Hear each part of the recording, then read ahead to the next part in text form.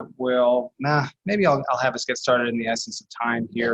We did have quite a few other RSVPs that had registered for today. A lot of others are going to be joining it via the recording later, but thank you to those who were able to make it here live with us today. Welcome. This is our, what is this, October HR Council meeting. And we're very happy to have Sharon DeLay with Go HR. This is a referral from the Delaware Chamber who had Sharon last month, or was it earlier this month, talked and just had rave reviews about this topic, which is again navigating and embracing remote working arrangements. And Sharon will kind of go into what we're all experiencing is, and perhaps we'll continue to experience for some time, how to navigate having a work from home workforce and what that entails. So with that, I think I'll hand it over to Sharon and to hand us to the rest of the presentation. All right, well, thank you. Good morning, everyone. So again, my name is Sharon DeLay and I own Go HR. And between my team and I, we work with several smaller businesses. Most of our clients would fall into the micro business category, although a few of them are over 50 employees. Our largest employer at one given time had 1,500 employees. So we have run the gamut of employee size for sure. But the bulk of who we work with are those micro businesses. A lot of them are professional services and some are light manufacturing. And one of the topics that we have been talking about and helping our clients with a lot lately is just navigating the whole remote work situation in the age of pandemic. But really, prior to any of this happening, it was a hot topic. So want to share some of our experiences, some of my thought process. I've been a remote work employer for well over a year now, so before any of this even hit, and share some of our experiences, share some information with you. One of the things I work with an employment attorney down here, and we regularly present HR related topics at the Columbus Bar Association. So we are actually ramping up a 5-session training or webinar series for the Columbus Bar Association on this very topic, and it's broken down by employment law and everything. So I'm going to share some of the things that we have from that session with you as well. Please know that I am fine if anybody has questions and wants to hop in and ask a question midway through. There will be plenty of time at the end to talk as well. I'm touching on high-level topics and what we're seeing. So the Q&A for me is perfectly fine if you want to interrupt. I'm very casual on this kind of stuff. So let's talk about a little bit about the reality of what's going on out there. Prior to mid-March, April of this year, when we were working with our clients, most of them were very resistant to non-traditional working arrangements with their employees.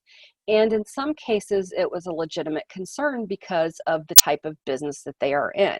So understand, as I share a lot of this, I am very realistic that there are certain industries that cannot support remote working. Retail sometimes is one of those, manufacturing, restaurants, those types of things. But there are some situations where you do have some options, and we're going to talk about those. But the reality is the ship has already sailed. The horse is out of the barn, the genie's out of the bottle. Whatever your favorite phrase is, the reality is we are full course into a non-returnable work from home economy. So we have to be prepared as HR professionals about what this means in the workplace and what we're willing to talk about. And that's really what today is about. So when you look at this word cloud here, the word we keep hearing and the phrase we keep hearing is the new normal. And I would argue that it's not the new normal. We're now looking at the now normal. This is now. This is what we're working with going forward. So I think the first thing that might help all of us is to quit using that phrase, the new normal. This is normal. This is now. And the epidemic, the pandemic is not going to go away. The FSCRA was set until December 31st of this year. So we know that the federal government knew that it was at least going to take that long to get some of the things corrected in terms of safety protocols, herd immunity potentially happening, a vaccine being in place, whatever those solutions to the pandemic are. The reality is we're now looking into 2021. So anything that you've done that you're feeling like was a temporary fix is probably more looking like a more long-term or an even permanent fix in your workplace. If you are Google, you have already told your employees that you're not coming back into the office until at least July of 2021. And what we are seeing is a lot of companies taking their cue from Google and not bringing people back in, at least through Q1 of 2021. And we're seeing schools that are even trying to figure out what their plan is going into 2021. So instead of calling it the new normal, let's just accept it that this is now what we're working with. The other thing that we are facing and working with in this new situation, this now situation, our normal, is just the social concerns, change in how we interact socially, and really what is becoming our corporate social responsibility situation. So we have demonstrations that are heating up into riots. We have political divisiveness happening and elections coming up within 2 weeks. And as an HR person, if you haven't put some communications and plans around that, you need to think about that. So the protests, the family issues, police issues, all of these different things are adding to the whole pandemic concern, the whole pandemic angst. And, you know, we're sitting here on a Zoom meeting, so we're starting to get Zoom apathy as well. So a lot of different things that we are dealing with that are contributing to how we create workplaces that meet the social, economic, and mental well-being of both our employees and us. And that's what we have to keep in mind as we talk about a lot of these different things. Here are some other important stats I want you to take a look at. National unemployment, as of September, was holding at around 8.4%. That's the national unemployment. State unemployment in Ohio is roughly about the same, but in certain areas it may be higher due to the types of industries they have, due to their recovery and the speed of recovery. So different areas that you might pull talent from also could be impacted differently. Prior to the full impact of COVID, we had 7.3 million jobs open. We're down to 6.6. That could be due to a multitude of things. It could be that a lot of companies have restructured once COVID hit and realized that they did not need as many people for whatever reason, or their business slowed down. They may have pivoted their operations entirely and changed what they needed to hire. Prior to COVID, salary growth was expected to increase minimally 3.3%. So there was some hope in terms of being an employee of getting some increases from a previous time where wage growth was pretty stagnant. And really 3.3% falls into relatively stagnant. That's more of a cost of living increase. It's now really flat or even declining into 2021. So as an employer, you're looking at even more challenging ways to not only attract employees, but to retain them because of the fact that wages are just not growing. And what we are seeing is, as a result of all of this, is it an employer market or is it an employee market at this point? Prior to COVID hitting, it was most definitely an employee's market. They could demand quite a bit in terms of coming into the workplace because we were competing so heavily for a limited pool of people. Now people feel like it maybe is an employer's market with the change in things.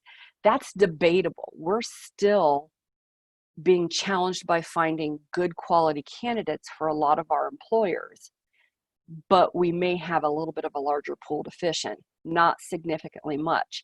Once we get to the negotiation stage on some of these positions, we're still seeing the employees are driving a lot. And one of the areas that the employees are really, really forcing is technology. And that's the technology to work remotely. That's the technology to help in terms of getting work done. So as an employer, you need to look at your technology and be able to answer the question, because it is becoming more and more of a question from candidates. What's your technology? How will it help me get my job done? Will it help me work remotely?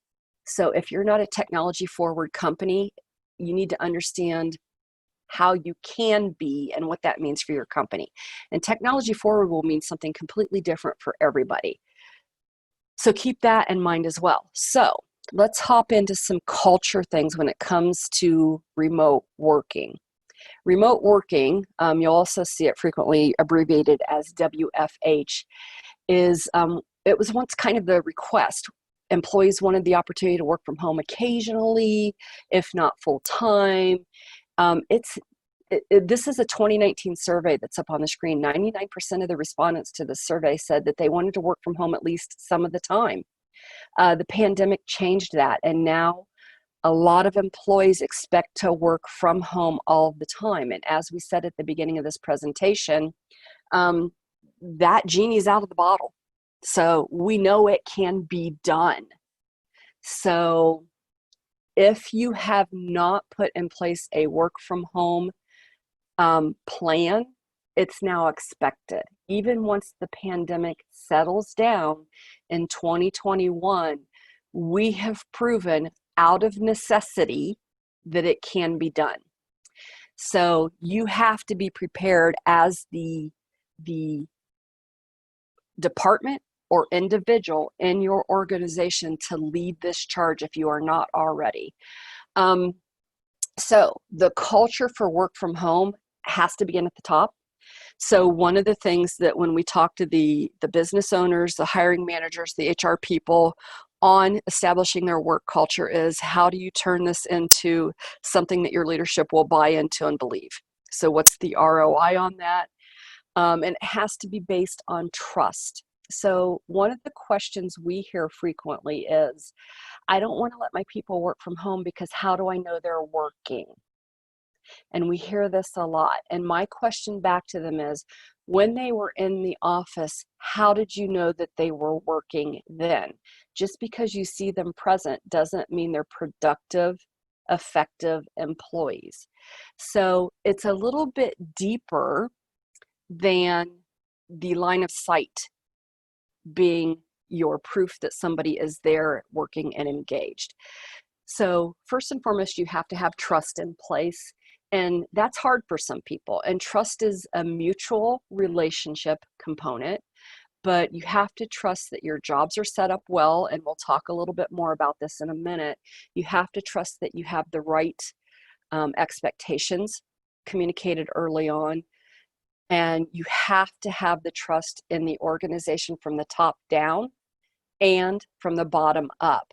There are two books I like to mention that I think are worth reading. One will take you about 45 minutes. It's a really fast read. And that one is called Influencing Virtual Teams. The author is Hassam Osman, and it's Hassam-Osman. Influencing Virtual Teams. It's a quick read. The other one is called Office Optional, and it's by Larry English. Larry is one of the co-founders of a company called Centric Consulting, actually located here in Columbus, Ohio. They have 2,000 employees throughout the world. 1,000 of them are in India. The rest of them are throughout the United States and I think Canada.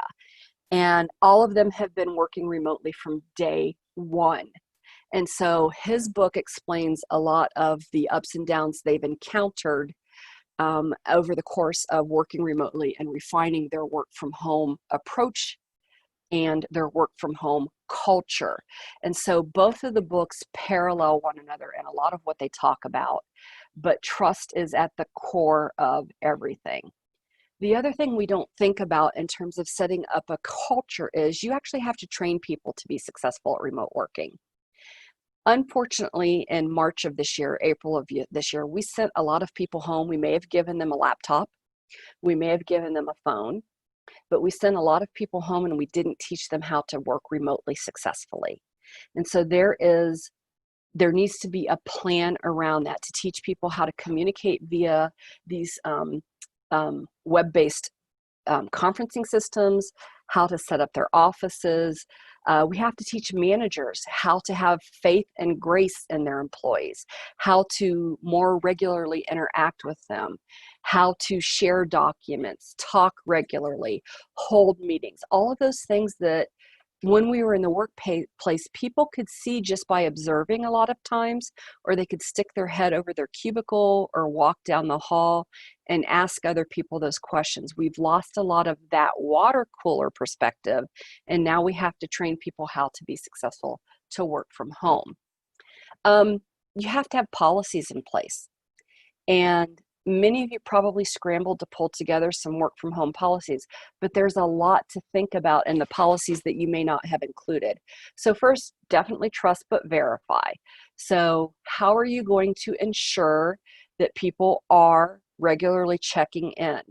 And I would go so far as to proactively outline your expectations and revise as you learn. But let's be honest. If you're working from home, it's easy to get pulled away from a lot of different, pulled away from your desk for a lot of different reasons. Not necessarily intentionally, but it happens. So at minimum, look at peak times that people need to be online and available to the company, knowing that life is going to happen. And those peak times can vary by department, by type of job, by whatever those definitions are. For my team, we've been working remotely since April of 2019. Our peak times online really are about 10 to 4. And that's really when I expect to be able to get to people or know that they are helping our clients, because they may have kids at home in the morning that they have to deal with, kids in the afternoon that they have to deal with if they've come home from hybrid school situations. So look at those peak times online when you expect employees to be available to you and also to be available to your customers. What are your communication protocols? We have adopted Microsoft Teams. Your company may use Google. It may use Slack. There are a lot of different options out there. The challenge is, again, finding one option that everybody can use. So we sent everybody home in March or April, but did we send them home with the software tools that they need to communicate with the rest of the company? And are we making sure that they have access to that from a funding perspective? Because if you have them using their home email or their home computers, they may not have some of this stuff on their home computers. What about privacy and security? File transferring, file saving, accessing your remote servers. But also, if you did send them home with a company laptop, do you have expectations around that as to who gets to access that laptop, the sign-in security for that laptop? So think about things like that as well. The location, where are they going to be working? So we have a 3-bedroom house, and we have one of them set up as our guest bedroom, of course. So our 3rd bedroom is our home office. My husband works from home right now as well too, because his company sent everybody home. Sometimes when I'm on camera, he walks behind me. He tries very hard not to, but those are some of the things that we consider as well, to camera or not to camera, when people are on online meetings. When I'm meeting with my team, during our Wednesday morning set staff meetings, we're all on camera. I am a big believer that that helps make the connection, increase the connection, and it also allows me as their manager to kind of do a visual check on everybody. Other times, it's completely up to my employee and the client, how they want to communicate in terms of camera or not camera, but at least once a week, I require it. And then develop strong job descriptions, because really those will guide what your employees have to do and produce. Somebody could be sitting in your office 8 hours a day, but they may only be doing 4 hours worth of actual work. So you may have an opportunity here to look at jobs, do job analysis, and really figure out what it is that position is producing for you.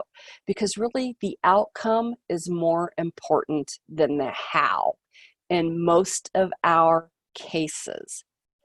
And then I would say overhaul your handbooks and your policies. This is not going away. So you should have a remote work policy in your handbook. how people get to work remotely. Right now, if everybody's working remotely due to the pandemic, but you're slowly bringing people back, it may be that a hybrid approach is what you're willing to work at, but there has to be an earning opportunity for it. Whatever that looks like, just make sure you have those policies proactively communicated. We all know the last thing in the world we want to do, because it's uncomfortable for everybody involved, is issue policies in reaction to a problem. Everybody will know how or why the policy is being issued reactively. So think proactively and pull together a group of your employees to help you develop these policies. Why should you do all the heavy lifting? Again, accountability. How do I know people are working? And that's the question I asked earlier. How do you know that they're working when they're at your office? That's a really deep question if you think about it, and that will drive how you put accountability in place. Think about your meetings. How frequently do you want to meet? I meet once a week in a team meeting for a longer period of time. My husband's company meets every day at a very set time. Everybody knows it, for 10 minutes. But once a week they meet on camera. The rest of the time they're off camera. And then once every 2 weeks, the manager has a face-to-face on camera with each one of his team members. Think about what works for you and your teams, and help your managers walk through those processes as well. Not everybody's going to be the same, and they don't need the same. The other thing you will find out is heightened communication is going to become a necessity. When you have that distance and that remote working and all of those different pieces and parts in play, people who are not strong communicators will get left behind. So think about those communication touch points you're going to put in place.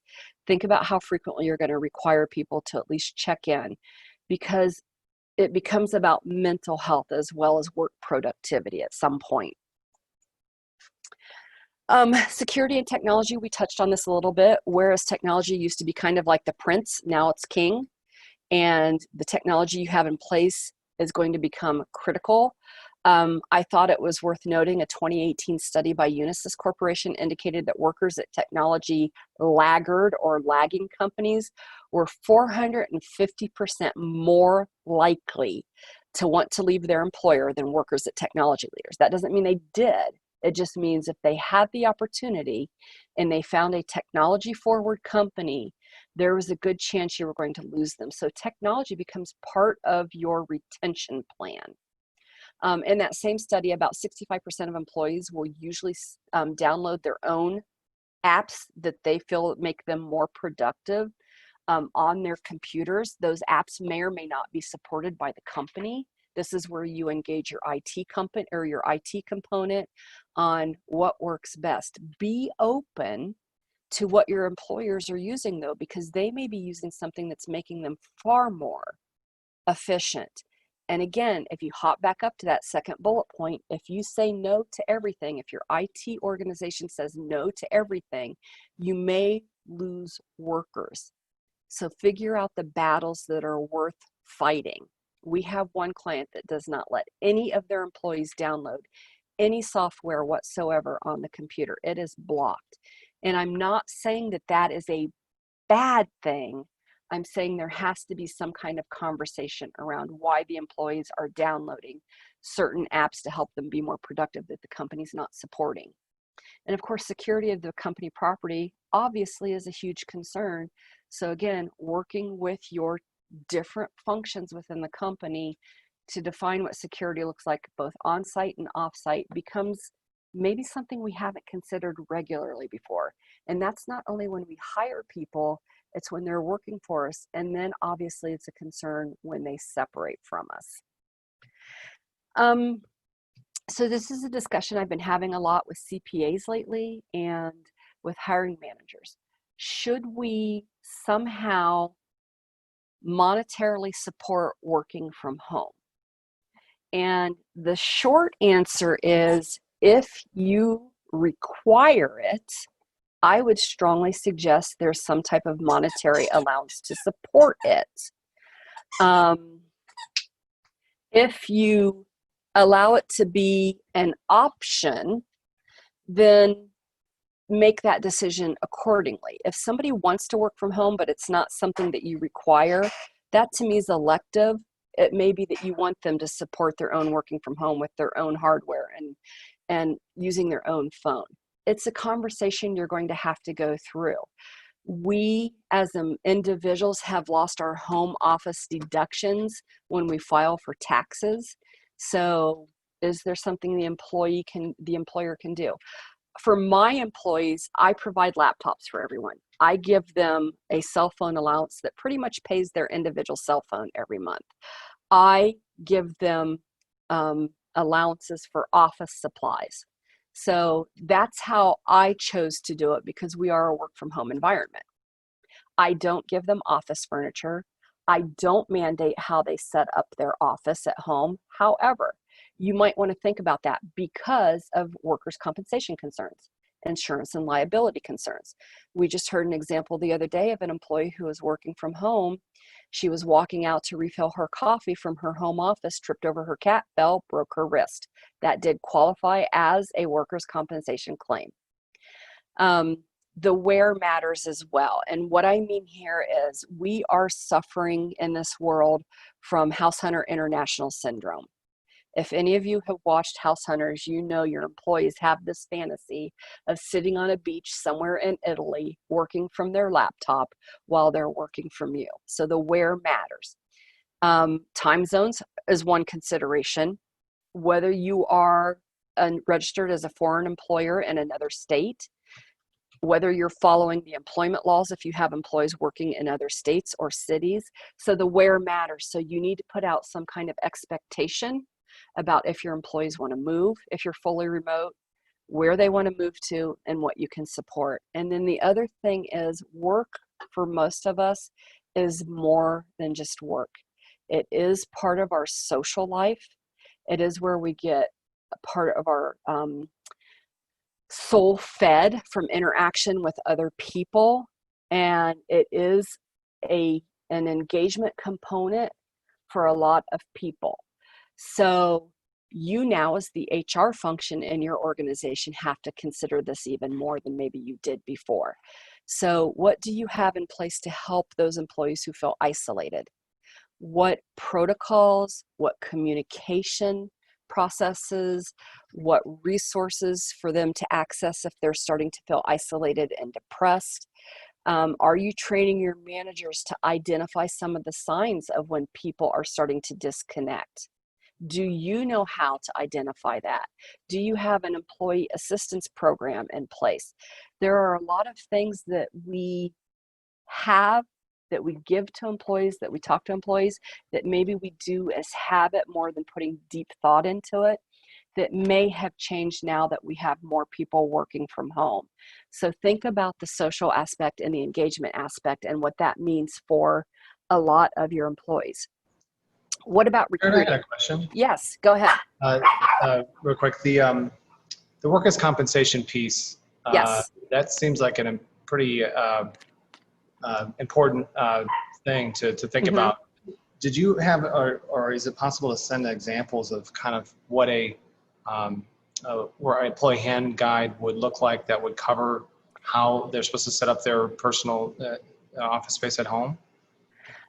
So you have to be pretty careful about how invasive you become and what you expect. So here's a couple of things that I would think about when it comes to creating a safe work environment. One of the things I did when I sent all of my people home last year is I went on Amazon and I ordered the wrist guards for their keyboards so that they would have those to relax on. And I have sent them information about how to get up and move around. So it's a combination of a multitude of things. If you are part of the state-funded workers' comp, there is information out there that you can share with your employees about getting up and moving around. about some of the things they can do to set up an ergonomic workplace. So that's really what you want to look at, is an ergonomic workplace. What I would say from a policy perspective that I would note in your policy is we support work from home. However, if you have an accident, you are expected to report it immediately. You will have to fill out a first report of injury. And please be aware that we do reserve the option to conduct an investigation at the site of the accident. I promise you that right there makes a lot of people pause, because the site of the accident is their home. And do they really want you to come in and conduct an investigation in their home?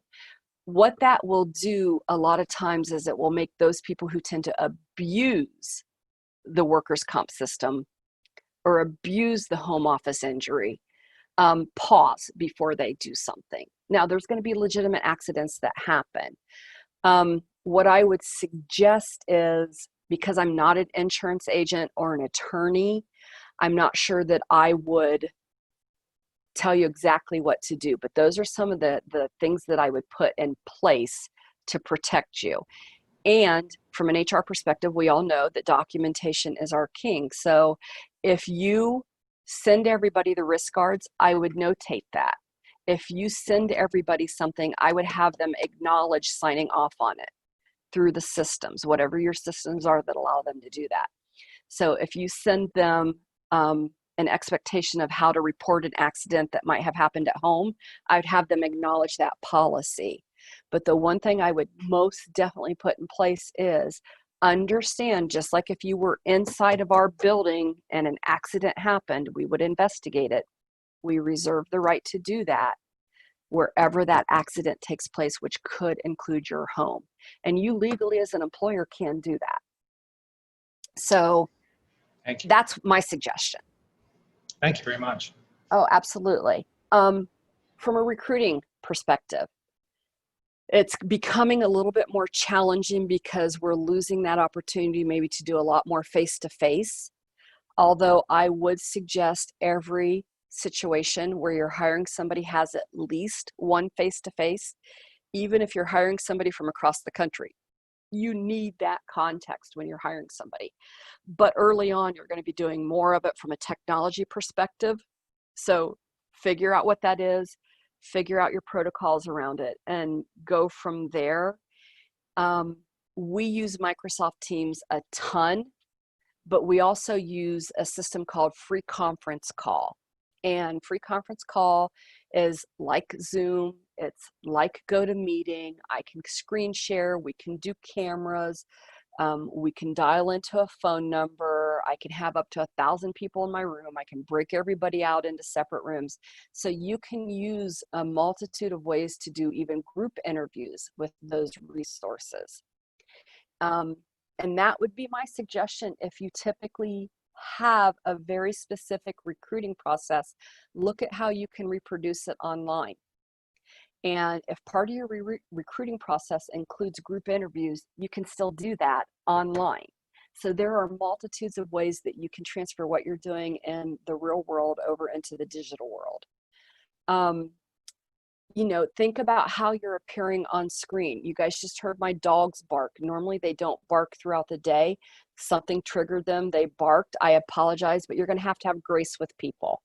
I was sharing before we all hopped on this call years and years and years ago when Skype interviewing was in its early stages. I interviewed somebody in New York City, and from her paper, she looked great. During the interview, at that time, before I discovered I needed to have grace on stuff like this, she had her window open, and in New York City, emergency vehicles go by every second of every minute.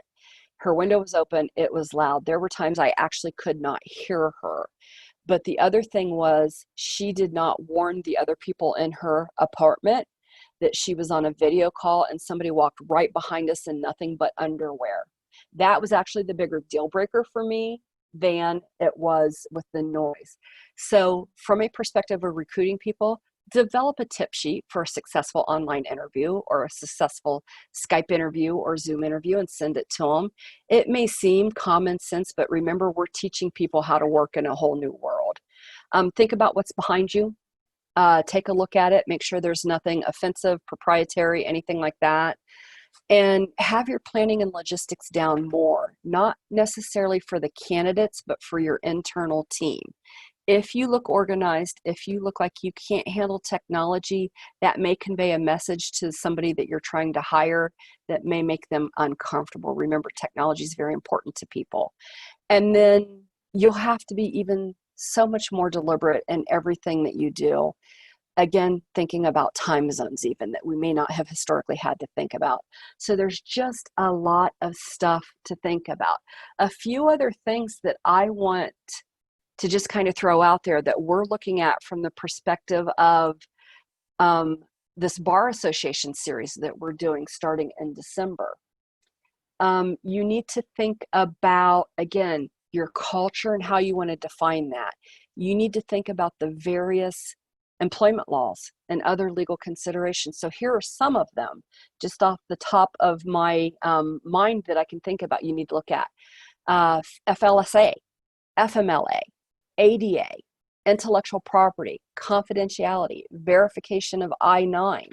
So think about all of those things and how that may change your policy, how that may change timekeeping, how that may change vacation requests, how that may change medical issues, working accommodations, because you're still going to have to accommodate in their home for ADA issues potentially. The accommodations, though, may become very different. How are you going to handle accidents and investigations? We've talked about that a little bit. How are you going to handle mental health issues? That's becoming more and more prevalent. Do you have an EAP? Do your employees know about it? Do they know how to access it and why it's a benefit?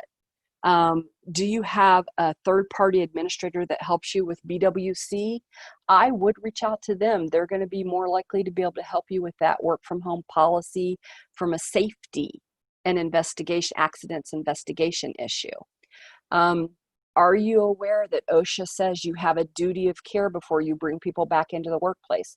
So do you have safety and cleaning protocols in your offices established before you start bringing people back? And again, we talked a little bit about ways to make the home office ergonomic. From a technology standpoint, have you considered bringing your own device and what that means in the workplace? People using cell phones. If you have to do investigations, how are you going to access information that's not on your devices? Whose hardware, whose software they're going to use? Safety and privacy concerns, allowances, reimbursements, how all that's going to be handled. You should have policies in place for all of that. Are you working closely with your property and casualty insurance agency, your liability insurance folks, to see if there's something that you need to consider? Are you working closely with your IT people for VPNs and firewalls and, company-wide approved communication tools? Have you considered the whole house hunter international syndrome potential problem?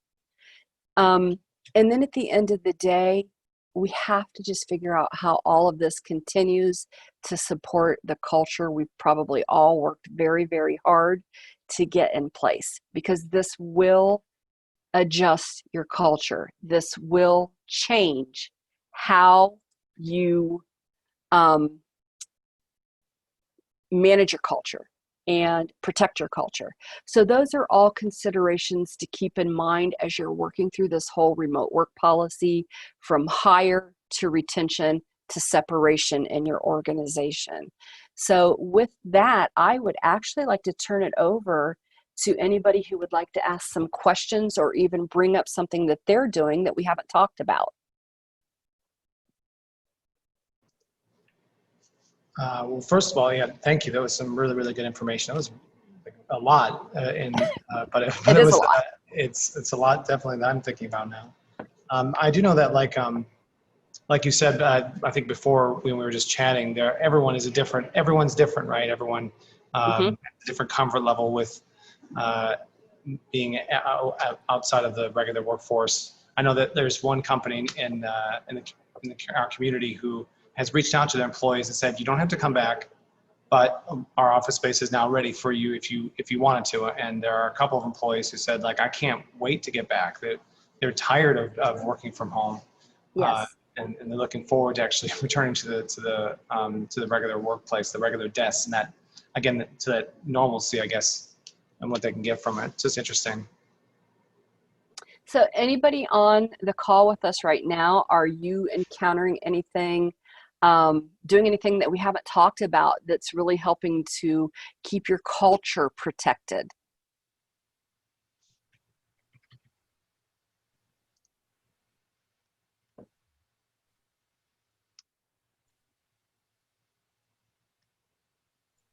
We're seeing a lot of different organizations really work on the inevitable, being that working from home is going to become what we deal with now.